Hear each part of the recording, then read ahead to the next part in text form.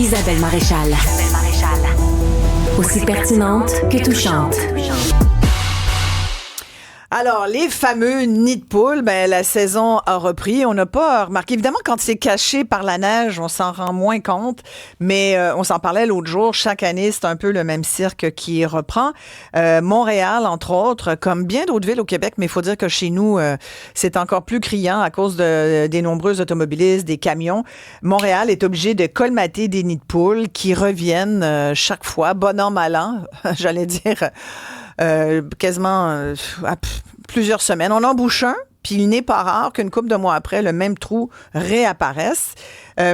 Des fois, là, c'est même sur la même rue là, pendant des semaines, des mois, la même histoire.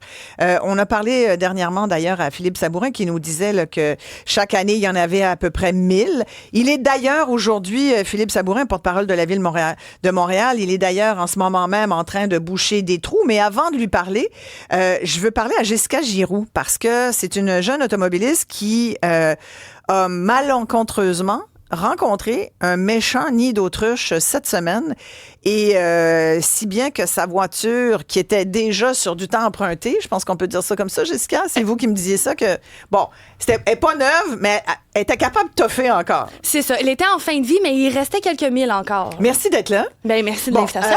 Racontez-moi ce qui s'est passé avec votre voiture. Là. En fait, j'étais sur le point d'aller chercher l'embranchement pour rentrer sur la 19, l'autoroute 19 pour sortir de Montréal. Et c'est comme le boulevard Crémazie, il y a un méchant nid d'autruche, comme tu l'as bien dit en introduction.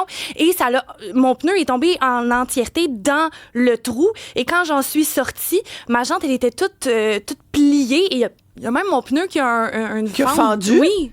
On a les photos là à l'écran pour ceux qui sont à la télévision. Ça a été quand même assez violent. Puis par la suite, bon, j'ai rebroussé chemin. Là. J'ai pris la décision de retourner à la maison. Et mon pneu a arrêté de rouler. En fait, le pneu ne faisait plus la motion de rouler. C'était vraiment sur l'asphalte. Là. Donc, j'ai réussi de peine et de misère à me rendre à la maison. Mais je vais avoir besoin d'une remorqueuse. Il a fait une crevaison. Puis en plus, il y a la jante qui a été pliée, on le voit bien. Là. Exactement. Donc, j'ai pu me rendre en sécurité. En sécurité, c'est encore drôle. Ouais.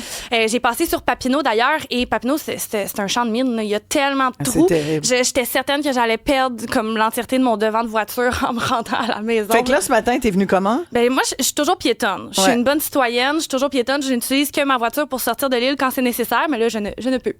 Donc là, la voiture... C'est terminé. Elle était déjà en fin de vie, là, donc avec toutes les réparations nécessaires à faire. C'est un vieux bazou, mais elle a été vraiment achevée par le nid de poule. Elle ne roule tout simplement plus. Je vais avoir besoin de la faire remorquer pour qu'elle sorte de mon stationnement. Là. C'est fâchant, ça? Quand même un peu, oui. Ça augmente un peu la rapidité avec laquelle je devais me procurer une nouvelle voiture. Incroyable. On a Philippe Sabourin avec nous, je crois, justement. Bonjour, Philippe. Oui, bonjour vous deux. Bon, vous avez entendu l'histoire de mon invité, Jessica Giroux. Qu'est-ce que vous pouvez lui répondre? Est-ce que la Ville pourrait dédommager, Philippe? Dans certains cas, oui. On a toujours la possibilité, comme citoyen, de faire une réclamation. Alors, on va sur le site montréal.ca, on regarde le bureau des réclamations. L'important, c'est de soumettre le dossier dans les 15 jours suivant l'événement. Ça, c'est vraiment une date à pas manquer. On a 15 jours pour soumettre sa réclamation. C'est pas grave, c'est pas parfaitement documenté. On pourra compléter par la suite, mais on envoie dès qu'on peut des photos, comme on vient de voir, des rapports, peut-être du mécano, tout ça dans le but de documenter notre cause. Maintenant, la Ville va pas nécessairement dédommager. Il faut voir que... Elle va juste compatir, c'est ça? Elle va juste dire, c'est plate pour vous.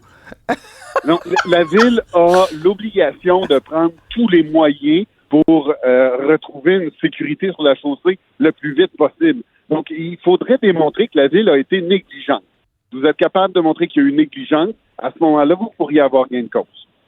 OK, mais comment on prouve la négligence de la Ville, à part passer là tous les jours puis dire... je sais que j'avais interviewé quelqu'un il y a une couple de semaines qui avait réussi à gagner sa cause contre Transport Québec parce qu'elle avait pu savoir, à force de recherche, qu'il y avait eu 2 ou 3 autres personnes qui avaient fait le même genre de plainte qu'elle dans les semaines qui avaient précédé.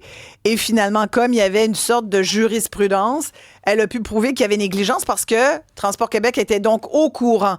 Alors, est-ce qu'on pourrait avoir accès, par exemple, pour savoir si le trou dans lequel la voiture de Jessica est tombée, comment peut-elle savoir s'il y a d'autres personnes qui ont fait des plaintes pour qu'il puisse y avoir démonstration de négligence de la part de la Ville? Comprenez? Là, vous en demandez beaucoup aux citoyens quand même, là. Mais je comprends. Il faut jouer, il faut faire son enquête, il faut devenir détective, il faut avoir le temps de documenter ça. Je le comprends. Mais ce que vous devez comprendre aussi, c'est que la Ville de Montréal, dans un très court laps de temps, on voit apparaître comme ça des nids de poules. Il y en a beaucoup cette année. Votre introduction était tout à fait juste. Isabelle, de façon générale, j'ai un seul élément à reprendre. C'est à peu près 100 000 nids de poules par année là, qu'on va avoir. Ah, 100 000! OK. 100 000. OK. Oui. Il y en a énormément cette année. Vous avez dit que c'est parce qu'il y a beaucoup de circulation. C'est sûr, on est la métropole. Beaucoup de camions, autobus. Mais ce qu'il y a de particulier cette année, c'est qu'on a eu aussi 200 000 voyages de camions pour gérer nos 2 tempêtes historiques. Des camions de neige, là. Attendez, 200 000 voyages de camions cet hiver? 200 000. Ah, ouais? Moi, c'est du jamais vu, c'est historique. Donc ça m'a gagné beaucoup la chaussée, nos opérations neige. Autre chose, une chaussée qui est bien scellée, il n'y a pas d'infiltration d'eau, puis on prévient les nids de poules. Alors, les chaussées, pour pas en avoir des nids de poules, il faut qu'elles soient en santé. Ça veut dire qu'il faut qu'on les répare. Puis ça veut dire que si vous voulez pas passer votre vie à être malheureux, ben, il faut accepter qu'il y a des travaux l'été, parce que c'est là qu'on refait nos fondations. Si la fondation de la chaussée est pas en bon état, c'est sûr qu'il va y avoir des nids de poules après. Ouais. Maintenant, ce qu'on fait aussi, parce qu'on essaie toujours de diminuer l'impact de nos travaux, donc on coordonne des travaux en souterrain, des canalisations d'eau, avec les travaux de chaussée. Alors, quand il faut attendre 5-6 ans parce qu'on sait qu'on va aller changer l'aqueduc, puis qu'on va tout reconstruire à neuf, ben, des fois, en attendant, ce qu'on fait, c'est du planage revêtement. On va mettre une nouvelle couche d'asphalte sur le dessus, puis là, ça va sceller la chaussée. Je vous invite à aller voir René Lévesque, par exemple, dans le coin du CHUM, là. Tout a été refait l'été passé. Il n'y en aura pas de nid de poule. Pourquoi? La chaussée, elle est scellée. Hey, moi, je pourrais vous parler juste de mon tronçon de rue à Verdun. Puis c'est à refaire. Je pense qu'ils refont tous les 3 mois. C'est pathétique. Dans ce cas-là, c'est probablement du soin palliatif qu'on fait. Donc, c'est une route qui est en mauvais état. Sur le réseau artériel, on a à peu près 25 de nos routes qui sont en mauvais état. Alors, à ce moment-là, c'est sûr qu'il y a des crevasses, des fissurés. Oui, 25 %. Est-ce que vous diriez, Philippe, 25 des routes de Montréal, donc des rues de Montréal, seraient à refaire? 25 c'est le réseau artériel, les grands axes. Là.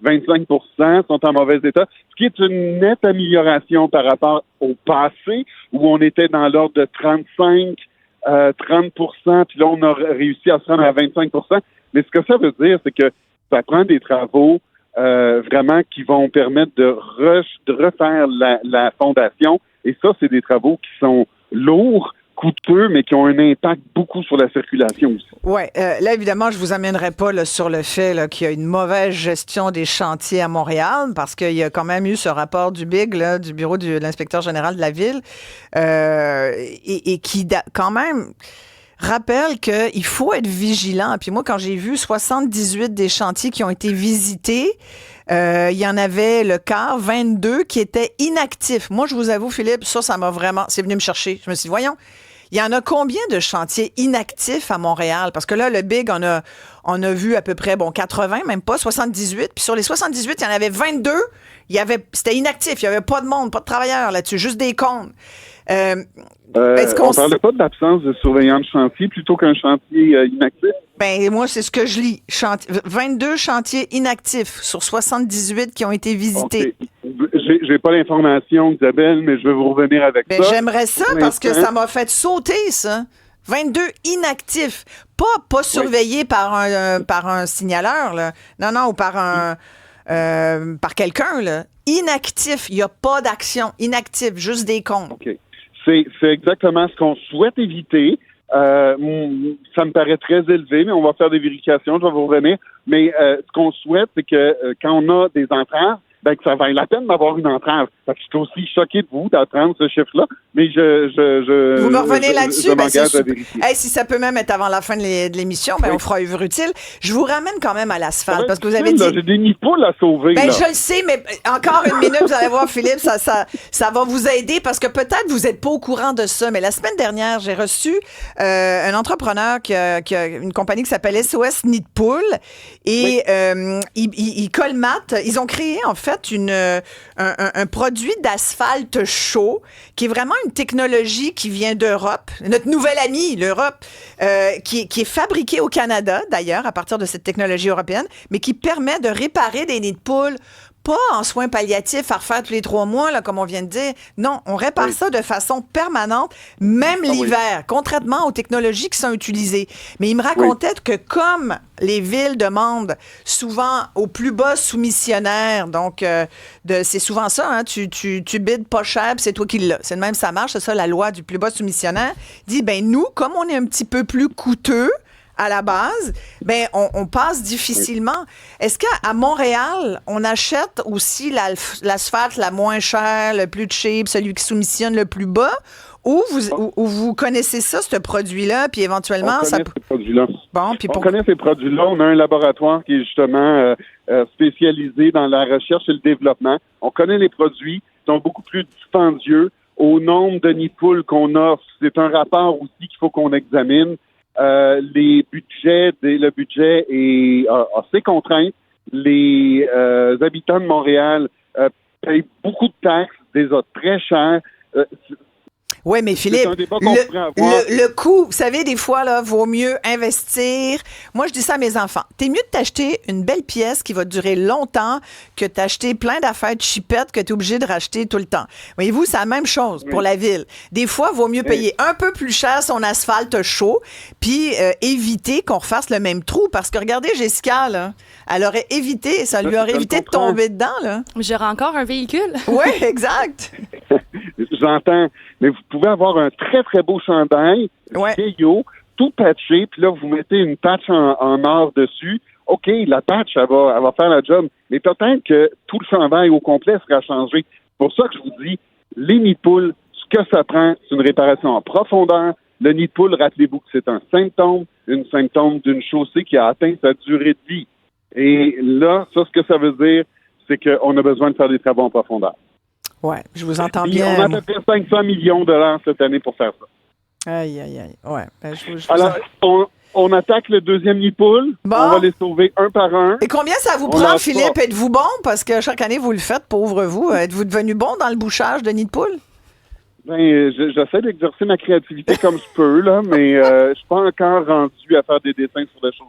Êtes-vous à l'appel ou vous êtes avec le Python 500, je sais pas comment il s'appelle, l'espèce de machine non, là, qui fait des petites... en manuel, des je suis avec petits l'équipe de Samuel, Ah ouais? Clifford, on est sur Sherbrooke et Berry. Alors, la côte Berry sera très praticable plutôt qu'on termine le nid de poule. Bon, ben merci. Vous oubliez Bonne pas ma journée à demande vous là, deux. pour les chantiers inactifs. Là. Oui. Je On compte sur regarde vous. ça, on se revient. Parfait. OK. Merci beaucoup, Merci. Philippe Sabourin.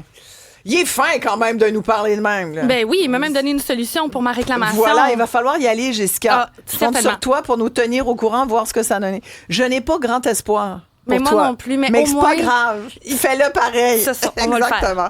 Jessica Giroux, merci beaucoup d'être venue Merci nous à en toi, parler. Isabelle. Merci.